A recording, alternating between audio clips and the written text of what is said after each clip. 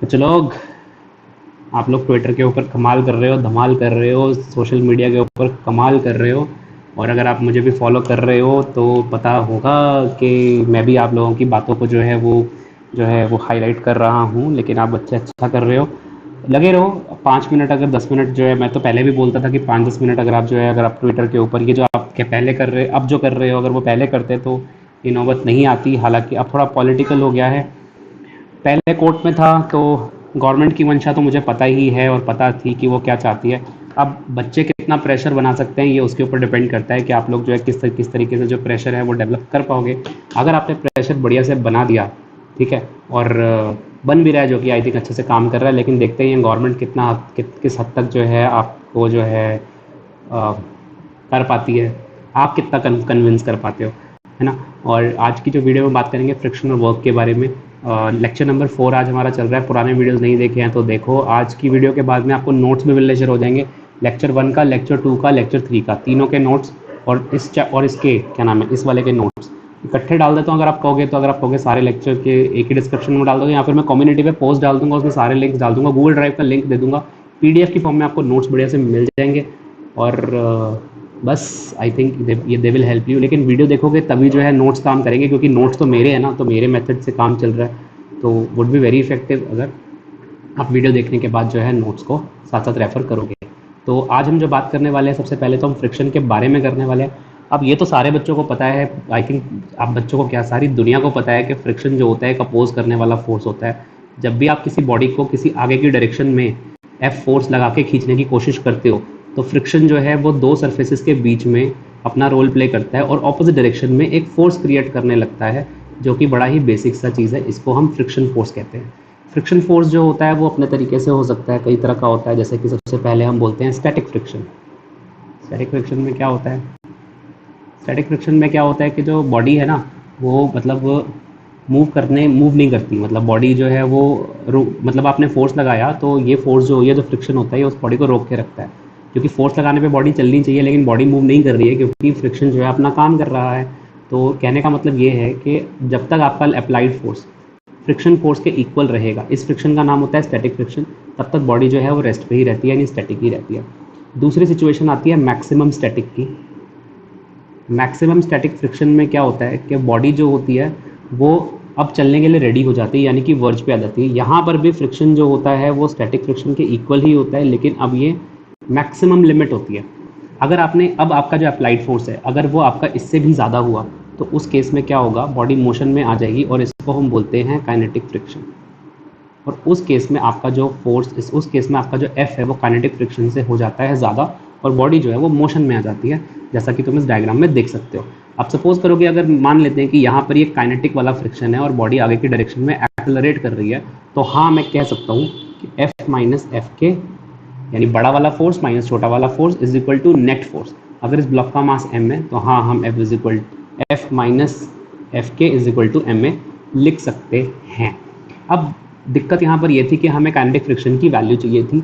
तो रिसर्च में सामने हमें ये आया, मतलब हमने रिसर्च की, हमने जो है स्टडी की, उसमें देखा, ये देखने को पता चला कि जो फ्रिक्शन फोर्स है वो एक्चुअली में म्यू के इंटू में एन होता है। उधर म्यू के क्या होता है, दो सरफेस के बीच का कोफिशिएंट ऑफ फ्रिक्शन होता है। ये बताता है, एक्चुअली डिपेंड करता है नेचर ऑफ मटेरियल के ऊपर, कि दो सरफेस के बीच में कोई मीडियम या दो सरफेस के बीच में जो भी कॉन्टैक्ट क्रिएट हो रहा है ये उसका कांस्टेंट होता है। इसकी वैल्यू अलग अलग मीडियम के लिए अलग अलग होती है। और बच्चों ये जो एन है ये वही अपना प्यारा वाला एन है जिसको बोलते हैं नॉर्मल रिएक्शन, यानी कि नॉर्मल रिएक्शन जो है फ्रिक्शन को कंट्रोल करता है।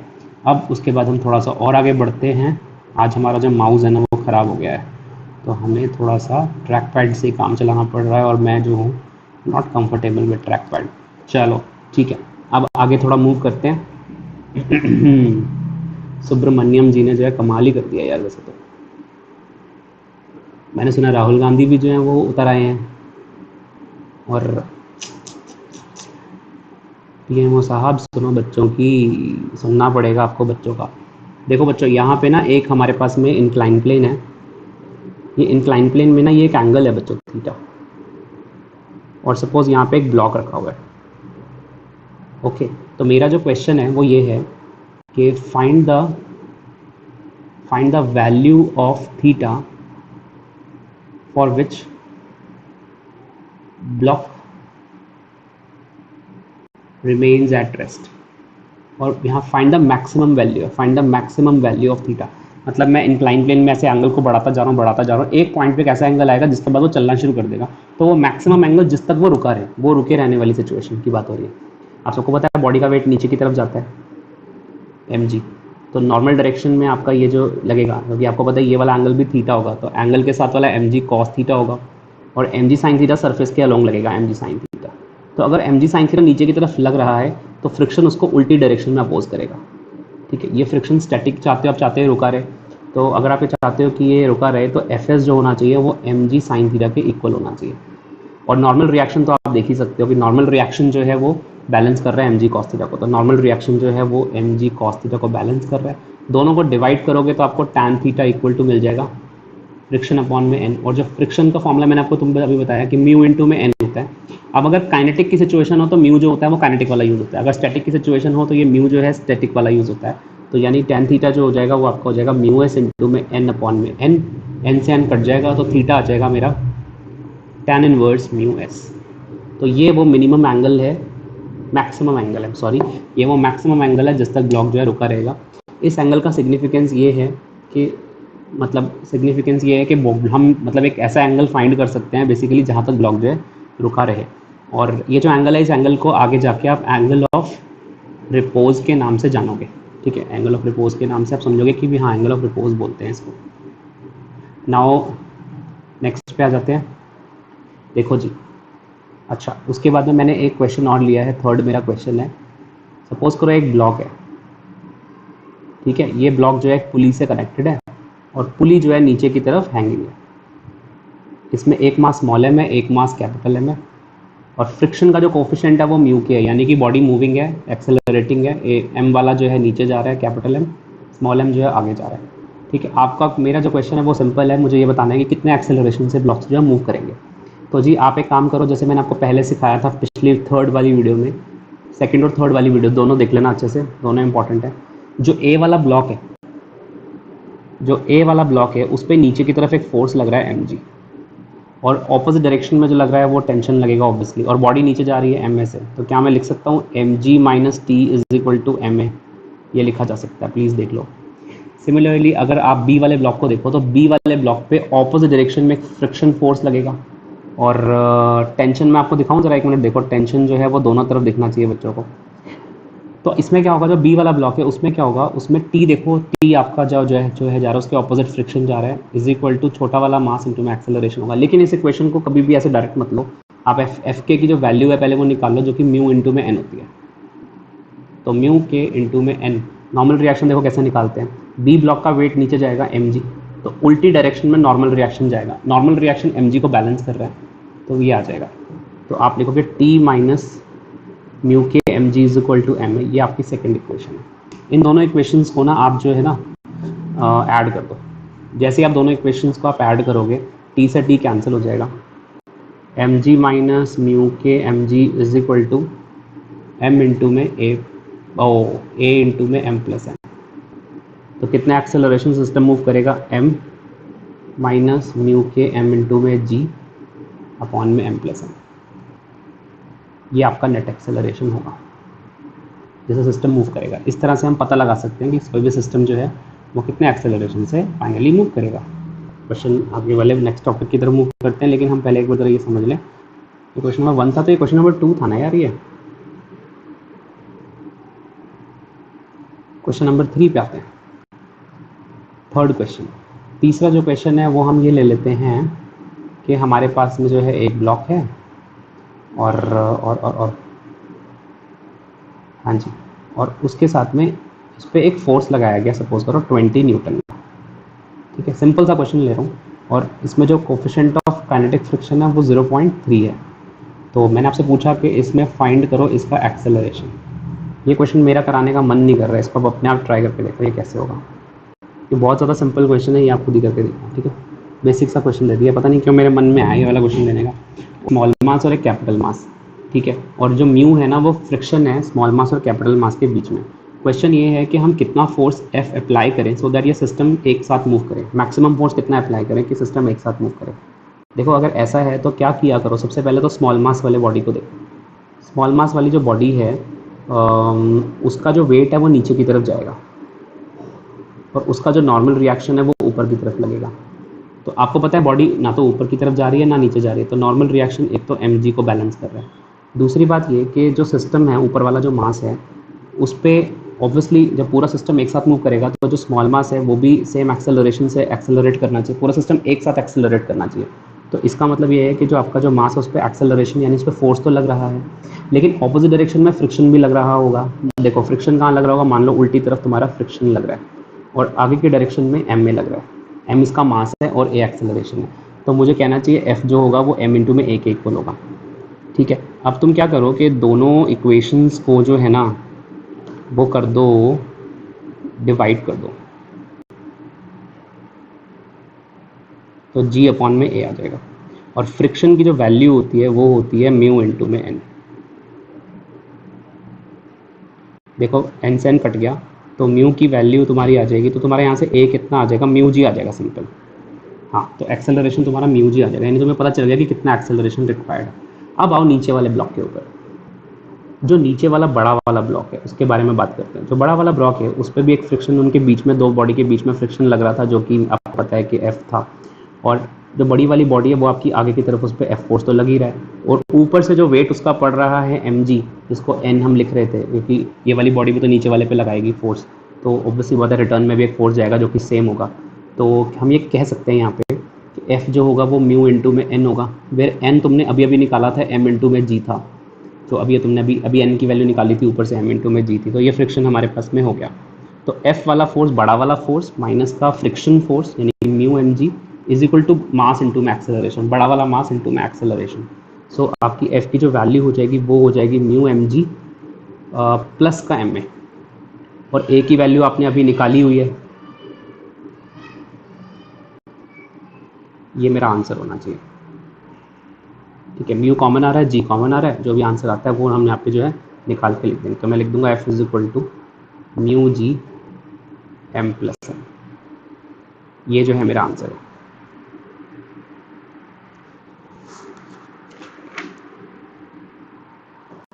ओके ओके, क्वेश्चन नंबर 5 पे आते हैं। देखो बच्चों एक और क्वेश्चन है, इसमें मैंने क्वेश्चन नंबर 5 लिया है। इसमें एक ब्लॉक है और इस पर एक एफ फोर्स किसी एंगल पे लगाया गया है, वर्टिकल से एक एंगल थीटा दिया हुआ है। उसमें क्वेश्चन में लिखा है कि मिनिमम कितना फोर्स अप्लाई करें so that block just motion में आ जाए, ठीक है, जस्ट मूविंग हो जाए। तो इसमें क्या कर सकते हो, ध्यान से देखो। सबसे पहले मैं ब्लॉक को दोबारा बना लेता हूँ, एक ऐसा फिगर जो हमें परेशान ना करे। देखो ये हमारा फोर्स एफ अप्लाई किया, वर्टिकल से एंगल बन रहा है ना। तो आपको पता है एंगल के साथ वाला जो फोर्स होगा वो एफ कॉस थीटा होगा जो नीचे की तरफ जाएगा, और इधर से जो फोर्स लगेगा वो एफ साइन थीटा होगा। अब देखो ब्लॉक जो है ना उस पर आपने ऐसे एक फोर्स लगाया है, तो ये वाला फोर्स रिस्पॉन्सिबल होगा उसे आगे मूव करने के लिए। तो एफ साइन थीटा वाला कॉम्पोनेंट, एफ साइन थीटा वाला कॉम्पोनेंट, ठीक है, इक्वल टू फ्रिक्शन के इक्वल होगा एफ साइन थीटा, क्योंकि फ्रिक्शन उल्टी तरफ से लगेगा। अगर दोनों बिल्कुल इक्वल हैं, ठीक है, बिल्कुल इक्वल हैं, तो बॉडी ऑब्वियसली बॉडी जो है वो बैलेंस करने की कोशिश करेगी। लेकिन अगर हमारा एफ साइन थीटा हल्का सा भी फ्रिक्शन से ज़्यादा हुआ तो बॉडी जस्ट मूव कर जाएगी। तो जस्ट स्टार्टेड की बात ही की है, तो आपको इसको इक्वल लेके ही आप सॉल्व कर दो। ओके, बॉडी का वेट जो जाता है बच्चों वो नीचे जाता है एम जी, और नॉर्मल रिएक्शन जो लगता है वो ऊपर की तरफ लगता है। अब आप ध्यान से देखो तो एम जी नीचे जा रहा है, नीचे एम जी जा रहा है, नीचे एक और चीज़ जा रही है वो है एफ कॉस थीटा, और उल्टी डायरेक्शन में कौन जा रहा है, नॉर्मल रिएक्शन। तो आपको इनको बैलेंस करना है, नीचे वाला फोर्स इज इक्वल टू ऊपर वाला फोर्स, ऐसे जाएगा। अब आपके पास में नॉर्मल रिएक्शन की वैल्यू आ गई है। अब आप F sine theta is equal to friction, friction को लिखो आप म्यू इंटू में एन, तो F sine theta equal to mu, और एन की वैल्यू आप यहाँ से कॉपी कर लो जो कि M G plus F cos theta आ रही है। ठीक है, तो आपको बस आंसर निकालना है, F sine theta is equal to mu M G plus mu F cos theta. तो मेरा आंसर बच्चों कितना आ रहा है, ध्यान से देखो, एफ मेरा कॉमन आ जाएगा, म्यू एम जी अपॉन में ये मेरा आएगा sine theta minus mu cos theta, ये मेरा फोर्स आएगा, ये मिनिमम फोर्स रिक्वायर्ड होगा so that body just start होना, चलना शुरू कर दे। अब इसमें एक बात समझ लेना ध्यान से जो मैं समझा रहा हूँ, वो ये कि sine theta minus mu cos theta की जो वैल्यू है ये मोर देन 0 होनी चाहिए। Sine theta must be more than mu cos theta होना चाहिए।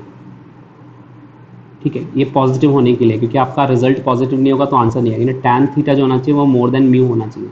अगर ये कंडीशन सेटिस्फाई होगी, ये कंडीशन है, सो दैट बॉडी मूव करेगी, अदरवाइज बॉडी मूव नहीं करेगी, ये बात का ध्यान रखना। ठीक है, तो यानी कि जो थीटा होना चाहिए वो कितना होना चाहिए, more than tan inverse mu होना चाहिए। तो अगर कंडीशन पूछूंगा तो ये कंडीशन होगी जिसके लिए बॉडी मूव करना शुरू करेगी।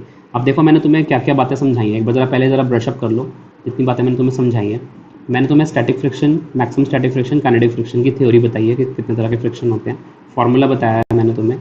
उसके बाद में इंक्लाइन प्लेन पर देखो कैसे रिजॉल्विंग होती है और मिनिमम एंगल जिस पर बॉडी चलना शुरू करती है उसकी कंडीशन दिखाई है। फिर देखो मैंने तुम्हें कंस्ट्रेन मोशन का क्वेश्चन भी करके दिखाया है, जिसमें तुम्हारा जो ब्लॉक है ना, एक मिनट रुको, जिसमें तुम्हारा ये जो ब्लॉक है, ये जो ब्लॉक है ये वाला मूविंग है, यानी कनेक्टेड मोशन के प्रॉब्लम भी मैंने तुम्हें एक प्रॉब्लम बताया, जिसे तुम्हें और प्रैक्टिस करोगे तो अच्छे से हो जाएगा। उसके बाद में मैंने सिंपल सा एक क्वेश्चन तुम्हें होमवर्क करने के लिए दे दिया।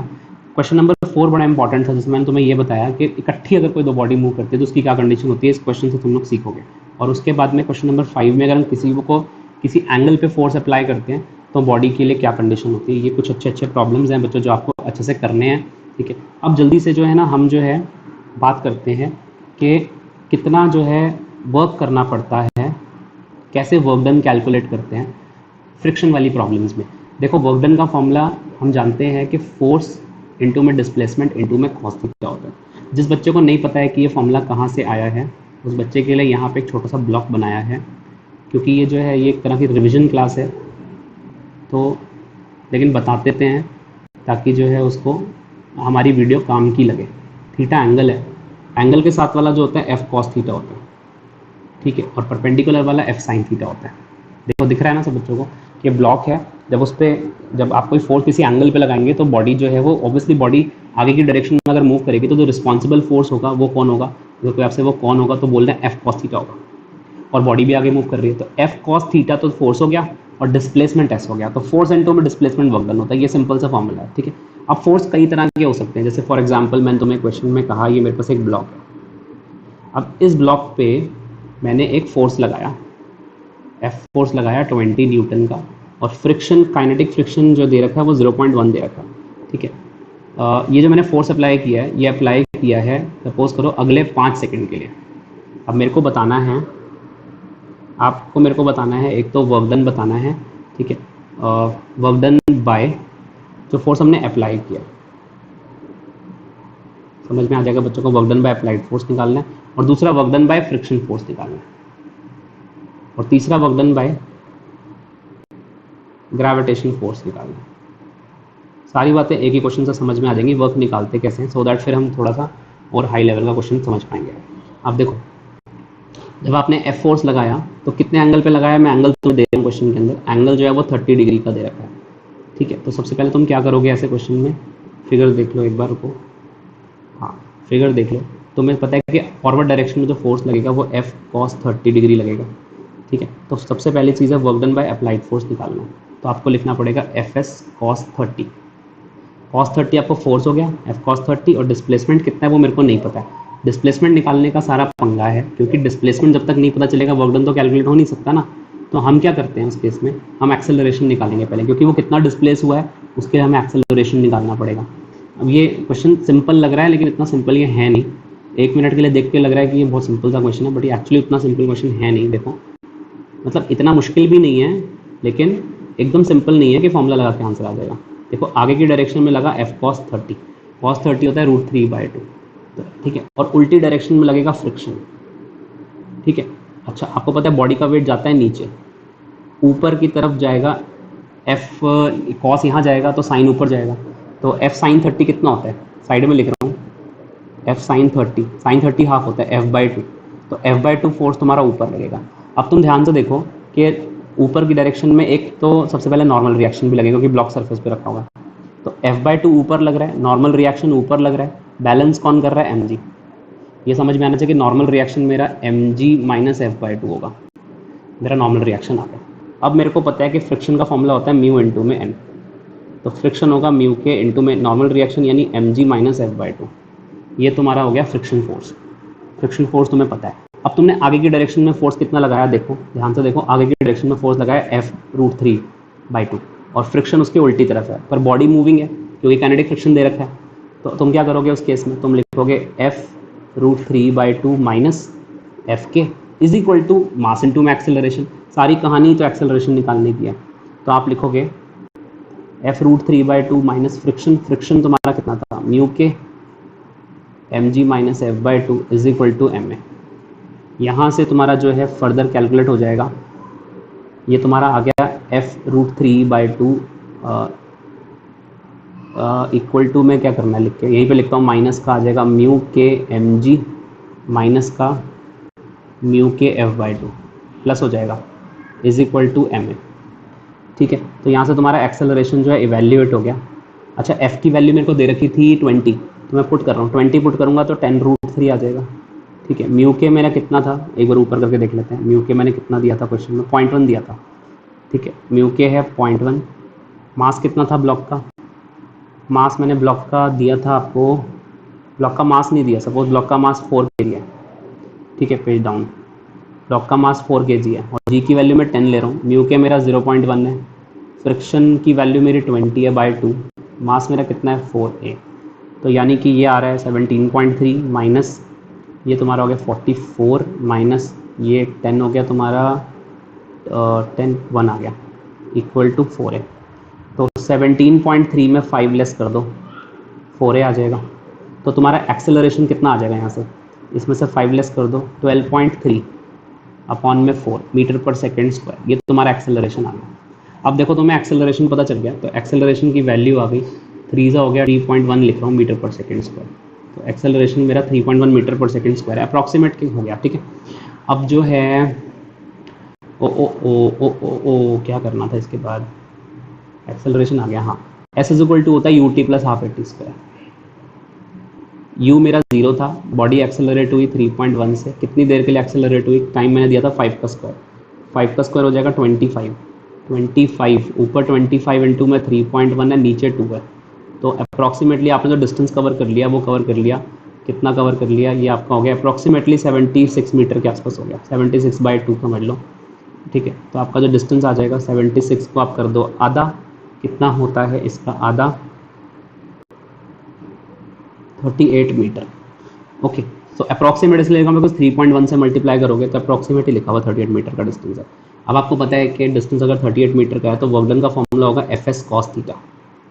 अब देखो कितना फोर्स लगाया था 20, डिस्प्लेस हुआ 38, एंगल था तुम्हारा 30 डिग्री का। अब ये इतने जूल का वर्क डन आएगा, इसको ऐसे सॉल्व करके लिख लेंगे।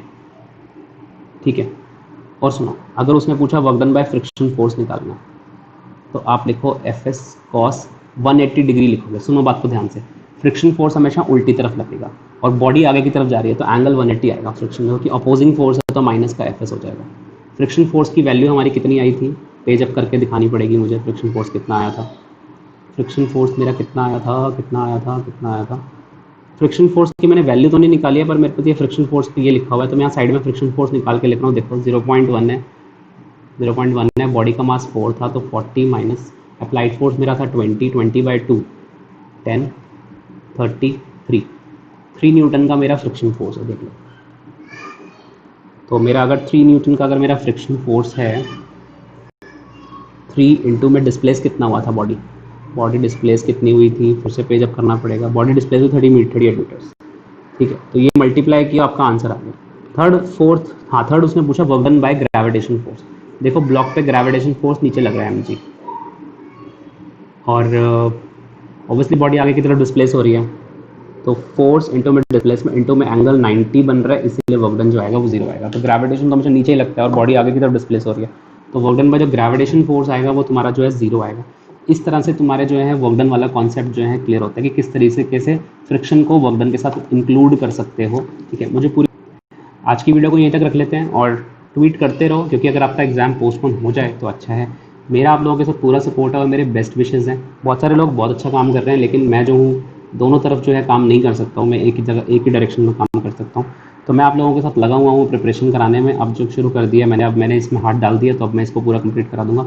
अगला वीडियो लेक्चर नंबर 5 जो है वो जो है आपका ग्रेविटेशन और कुछ बेसिक एनर्जी के कॉन्सेप्ट्स के ऊपर है, क्योंकि वर्क में कुछ एनर्जीज वगैरह आती हैं और वर्क एनर्जी, ये जो है वर्क और एनर्जी को मिलाने की कोशिश करेंगे, ठीक है। और ग्रेविटेशन पोटेंशियल एनर्जी से ग्रेविटेशन में फिर एंटर करेंगे और ऐसे प्रॉब्लम को अच्छे से डिस्कस करेंगे, जिससे अच्छे से आपकी पूरी जो है रिविजन हो जाएगी। लेक्चर नंबर 5 आने वाला है मैकेनिक्स का। अच्छे से बने रहो मेरे साथ में। Thank you very much watching this video. At least एक बच्चे को शेयर करो, ठीक है, एटलीस्ट। Thank you.